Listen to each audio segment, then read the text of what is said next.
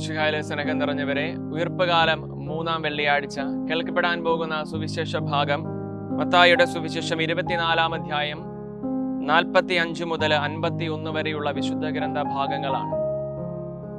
നിങ്ങൾ ജാഗരൂകരായിരിക്കണം, നിങ്ങളുടെ ഉള്ളിൽ ജാഗ്രത ഉണ്ടായിരിക്കണം എന്നുള്ള വചനഭാഗമാണ്. നിങ്ങൾ തയ്യാറായിരിക്കണം, നിങ്ങൾ എപ്പോഴും നിങ്ങളുടെ യജമാനൻ വരുന്നത് നോക്കി തയ്യാറായിരിക്കണമെന്ന് ഈശോ നമ്മളോട് അരുളി ചെയ്യുകയാണ്. ഏത് ഉറക്കത്തിലും നമ്മുടെ ഉള്ളിൽ സൂക്ഷിക്കുന്ന ഉണർവിന്റെ പേരാണ് ജാഗ്രത. പഴയ നിയമത്തിലെ കൊച്ചു സാമുവേലിനെ പോലെ അവൻ ഉറങ്ങിക്കൊണ്ടിരിക്കുമ്പോഴാണ് ദൈവത്തിന്റെ സ്വരം അവന്റെ കാതുകളിൽ കേൾക്കുന്നത്. ആ ഉറക്കത്തിലും അവൻ ഉള്ളിൽ സൂക്ഷിക്കുന്ന ഉണർവിന്റെ പേരാണ് ജാഗ്രത. പുതിയ നിയമത്തിലെ നമ്മുടെ യോസേപ്പ് പിതാവിനെ പോലെ ആ മനുഷ്യൻ ഇങ്ങനെ നിരന്തരം എത്രയോ വട്ടം സ്വപ്നങ്ങളിലാണ് ദൈവത്തിന്റെ സ്വരവും ദൈവത്തിന്റെ ദർശനവും കാണുന്നത്. ഉറക്കത്തിൽ പോലും ഉള്ളിൽ സൂക്ഷിക്കുന്ന ഉണർവായിരുന്നു യോസേപ്പ് പിതാവിന്റെ ജാഗ്രത. കേട്ടിരിക്കുന്ന ഒരു കഥ പോലെ പുതിയൊരു ദേവാലയ കൂദാശ നാളെ നടക്കാൻ പോവുകയാണ്.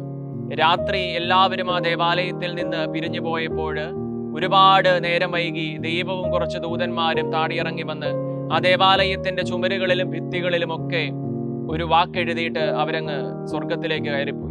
പിറ്റേ ദിവസം വെളുപ്പിനെ പള്ളിയിൽ വരുന്ന കപ്പ്യാരാകെ പരിഭ്രമിച്ചു. വികാരിയച്ഛനെ വിളിച്ചുകൂട്ടി. കമ്മിറ്റിക്കാരും ഇടവക ജനങ്ങളും എല്ലാം പള്ളി തുറന്ന് അകത്ത് കയറിയപ്പോൾ തങ്ങൾ വളരെ കരുതലോടെ പണി കഴിപ്പിച്ച ദേവാലയത്തിന്റെ ചുമരുകളിലും ഭിത്തികളിലും എല്ലാം ഒരു വാക്ക് ആരോ എഴുതി വെച്ചിട്ട് രാത്രിയിൽ കടന്നുപോയി.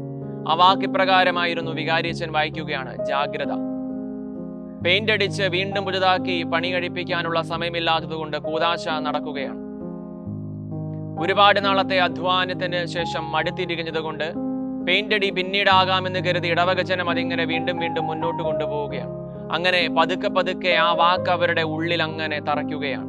ഒരു ക്രിസ്ത്യാനിയുടെ ജീവിതത്തിൽ ഒഴിവാക്കപ്പെടാനാവാത്ത ഏറ്റവും പ്രധാനപ്പെട്ട ഒരു പദമായിട്ട് ആ വാക്ക് ഇങ്ങനെ മാറുകയാണ്: നിങ്ങൾ ജാഗ്രതയുള്ളവരായിരിക്കണം.